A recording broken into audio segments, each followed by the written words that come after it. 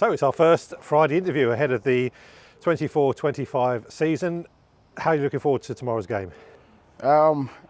Just like everyone else, obviously excited, anxious to see what our squad is going to look like in terms of, the recruitment we've done this summer, and also the players that were here with us last season. And I'm sure our fans will be the same as well. So yeah, having a bit of those butterflies. It's like waking up in the Christmas morning, not knowing what's going to happen, what's in the present boxes.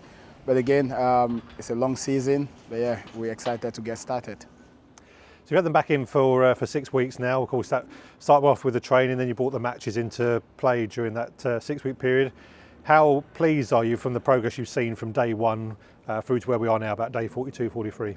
Yeah, there's plenty of progress being made in terms of individuals, collectively, unit-wise, and as a team.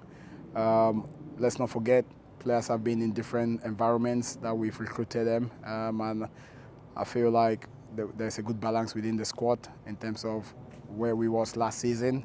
But it was about making sure we start working with them to get their fitness base right, and I think they've got that. Now it's about making sure when the games came, they were understanding our principles, our patterns, obviously in possession, out of possession, and in transition, to make sure they understand what's required. And yeah, the players have taken into that, and they are learning quite fast. We've seen those progress in terms of how we've executed the pre-season friendlies. We understand there's no trophies in those friendlies, but it was about minutes. It was about getting minutes on the players' legs and making sure we see how the team and the squad is complementing itself. And so there's been plenty of positives.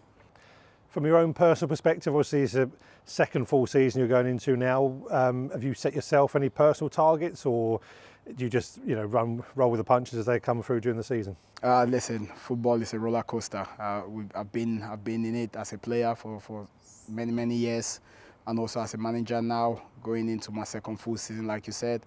It's about making sure we get the right balance, never too high, never too low. Is to ensure that you treat one game at a time, one training session at a time. And if we do that, then we'll make steady progress. So I don't look too far ahead, and I don't take nothing at this stage of the season either into account. Yes, it's a long 9-month season, but it's important that we take it one game at a time. Now, we've obviously spoke to you throughout the summer, caught up with you at the times you were making some of those new signings. Someone we can throw into the mix, a new addition this afternoon, John Benton, who's come in on loan from Solihull Moors through to the first week of January.